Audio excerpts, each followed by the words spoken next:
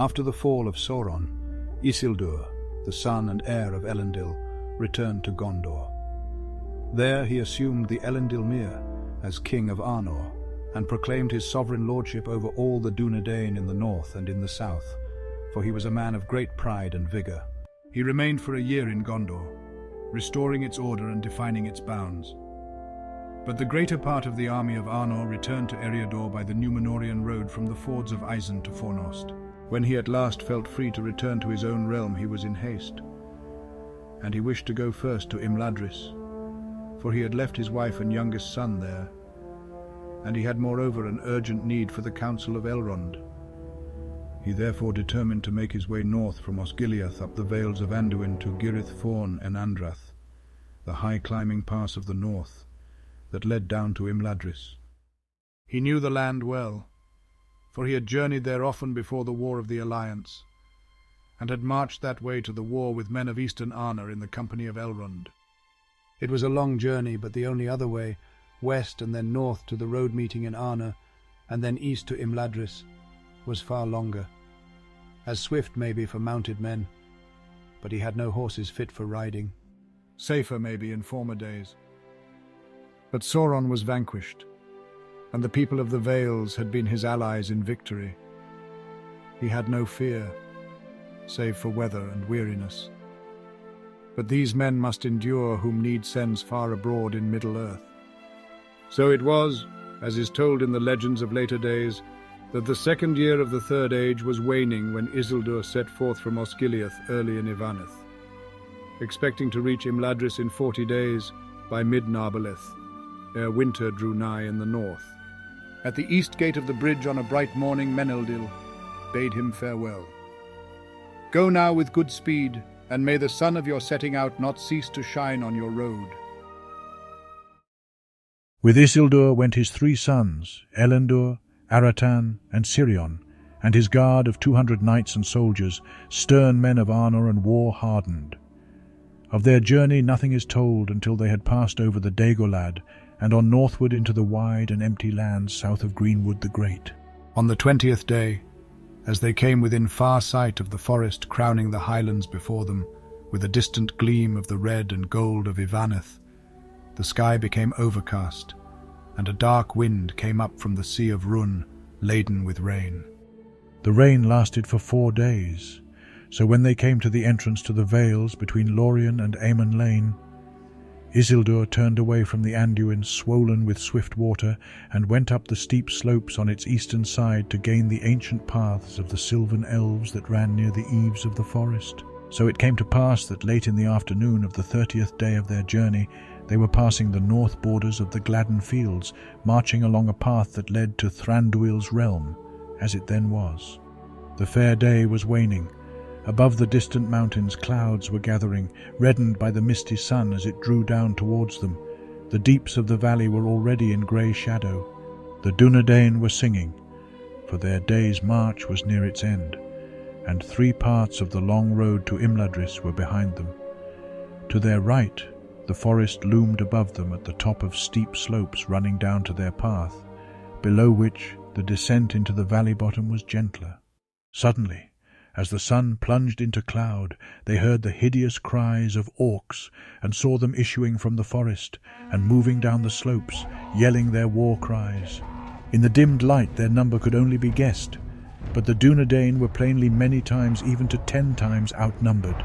Isildur commanded a Thangale, to be drawn up a shield wall of 2 serried ranks that could be bent back at either end if outflanked, until at need it became a closed ring.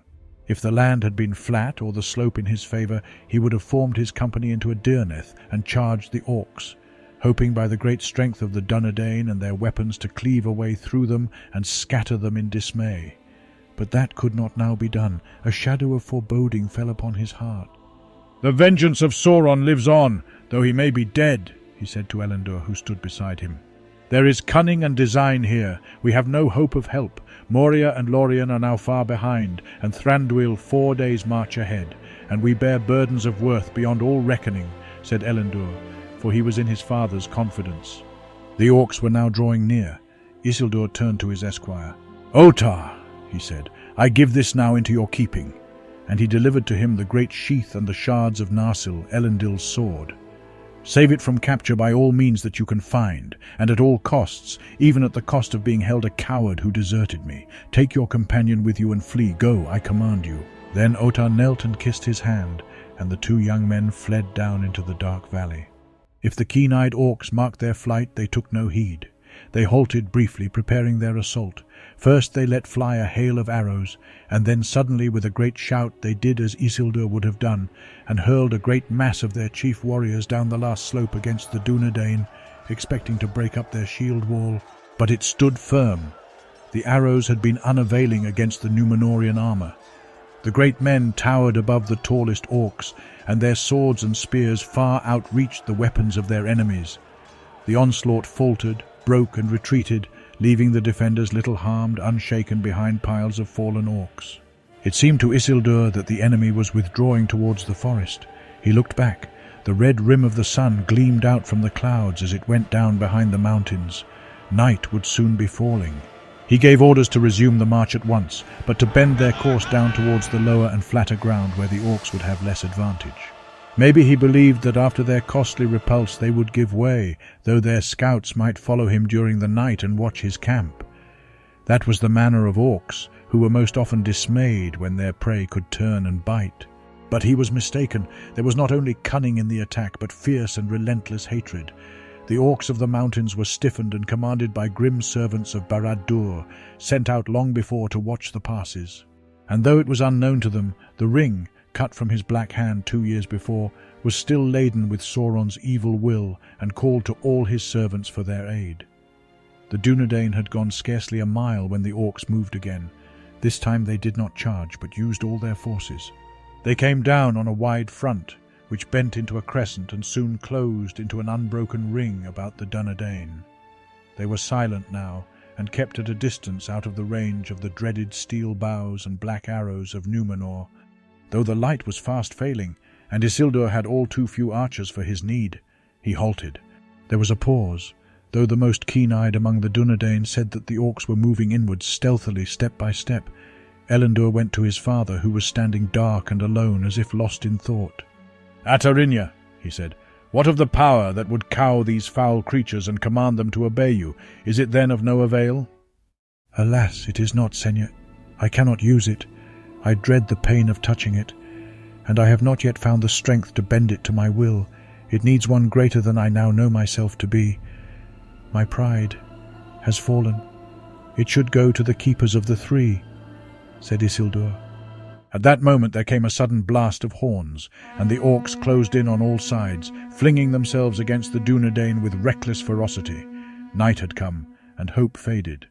Men were falling, for some of the greater orcs leaped up, 2 at a time, and dead or alive with their weight bore down a Dunedain, so that other strong claws could drag him out and slay him. The orcs might pay 5 to 1 in this exchange, but it was too cheap. Sirion was slain in this way, and Aratan mortally wounded in an attempt to rescue him. Elendil, not yet harmed, sought Isildur.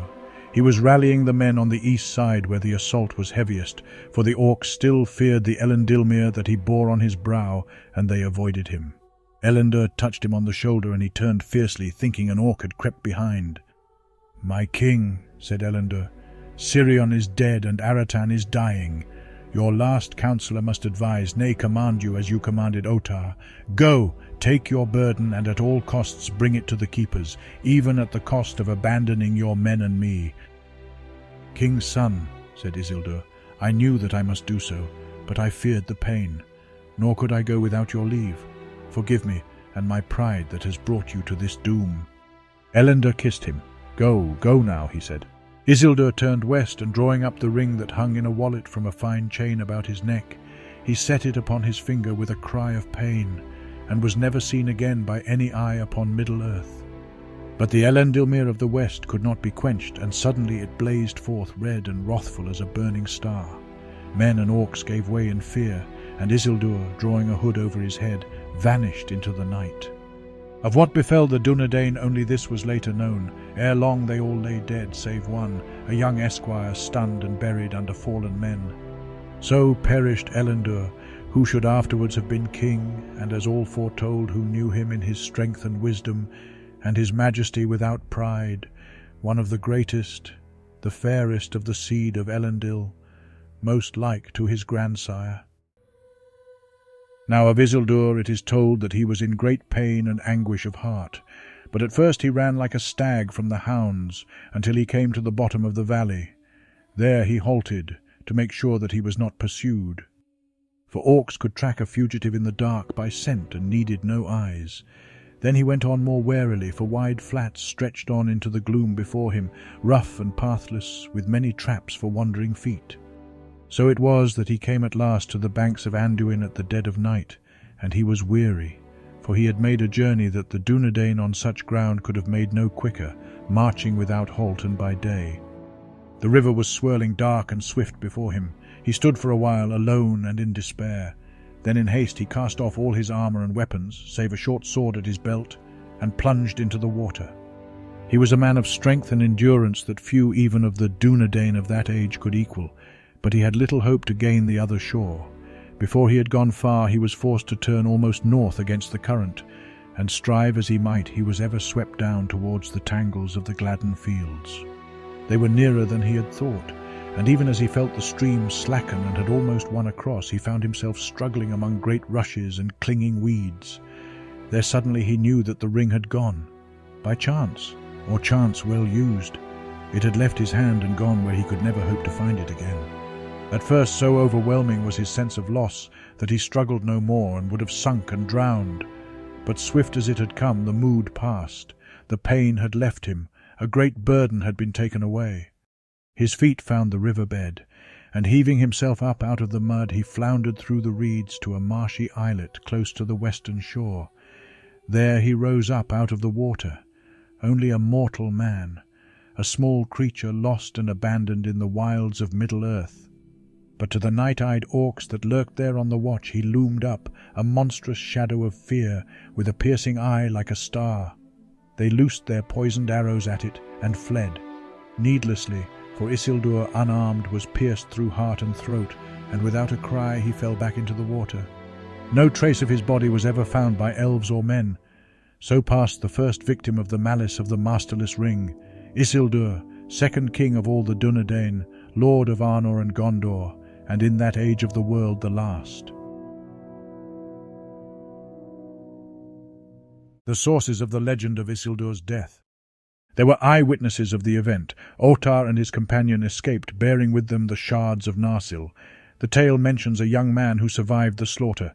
He was Elendur's esquire named Estelmo, and was one of the last to fall, but was stunned by a club and not slain, and was found alive under Elendur's body. He heard the words of Isildur and Elendur at their parting. There were rescuers who came on the scene too late, but in time to disturb the orcs and prevent their mutilation of the bodies. For there were certain woodmen who got news to Thranduil by runners, and also themselves gathered a force to ambush the orcs, of which they got wind and scattered, for though victorious their losses had been great, and almost all of the great orcs had fallen. They attempted no such attack again for long years after. The story of the last hours of Isildur and his death was due to surmise, but well-founded. The legend in its full form was not composed until the reign of Elisar in the Fourth Age, when other evidence was discovered. Up to then it had been known, firstly, that Isildur had the ring and had fled towards the river, secondly, that his mail, helm, shield and great sword had been found on the bank not far above the Gladden fields, thirdly, that the orcs had left watchers on the west bank armed with bows to intercept any who might escape the battle and flee to the river, and fourthly, that Isildur and the ring, separately or together, must have been lost in the river. For if Isildur had reached the west shore wearing the ring, he should have eluded the watch, and so hardy a man of great endurance could not have failed to come then to Lorien or Moria before he foundered. Though it was a long journey, each of the Dunedain carried in a sealed wallet on his belt a small phial of cordial and wafers of a waybread that would sustain life in him for many days, not indeed the Miruvor or the Lembas of the Eldar, but like them, for the medicine and other arts of Numenor were potent and not yet forgotten. No belt or wallet was among the gear discarded by Isildur. Long afterwards, as the Third Age of the Elvish world waned and the War of the Ring approached, it was revealed to the council of Elrond that the ring had been found, sunk near the edge of the Gladden fields and close to the western bank, though no trace of Isildur's body was ever discovered. They were also then aware that Saruman had been secretly searching in the same region, but though he had not found the ring which had long before been carried off, they did not yet know what else he might have discovered. But King Elessar, when he was crowned in Gondor, began the reordering of his realm, and one of his first tasks was the restoration of Orthanc, where he proposed to set up again the Palantir recovered from Saruman. Then all the secrets of the tower were searched. Many things of worth were found, jewels and heirlooms of Eol, filched from Edoras by the agency of Wormtongue during King Theoden's decline, and other such things more ancient and beautiful from mounds and tombs far and wide. Saruman in his degradation had become not a dragon but a jackdaw. At last, behind a hidden door that they could not have found or opened, had not Elessar had the aid of Gimli the dwarf, a steel closet was revealed. Maybe it had been intended to receive the ring, but it was almost bare. In a casket on a high shelf 2 things were laid. One was a small case of gold attached to a fine chain. It was empty and bore no letter or token, but beyond all doubt it had once borne the ring about Isildur's neck. Next to it lay a treasure without price, long mourned as lost forever. The Elendilmere itself, the white star of elvish crystal upon a fillet of mithril, that had descended from Silmarion to Elendil, and had been taken by him as the token of royalty in the North Kingdom. Every king and the chieftains that followed them in Arna had borne the Elendilmere down even to Elessar himself. But though it was a jewel of great beauty, made by elven smiths in Imladris for Valandil Isildur's son, it had not the ancientry nor potency of the one that had been lost when Isildur fled into the dark and came back no more. Elessar took it up with reverence, and when he returned to the north and took up again the full kingship of Arnor, Arwen bound it upon his brow, and men were silent in amaze to see its splendour. But Elessar did not again imperil it, and wore it only on high days in the North Kingdom. Otherwise, when in kingly raiment he bore the Elendilmere which had descended to him. "And this also is a thing of reverence," he said, "and above my worth. 40 heads have worn it before." When men considered this secret hoard more closely, they were dismayed, for it seemed to them that these things, and certainly the Elendilmere, could not have been found, unless they had been upon Isildur's body when he sank. But if that had been in deep water of strong flow, they would in time have been swept far away. Therefore Isildur must have fallen not into the deep stream, but into shallow water, no more than shoulder high. Why then, though an age had passed, were there no traces of his bones? Had Saruman found them and scorned them, burned them with dishonour in one of his furnaces? If that were so, it was a shameful deed, but not his worst.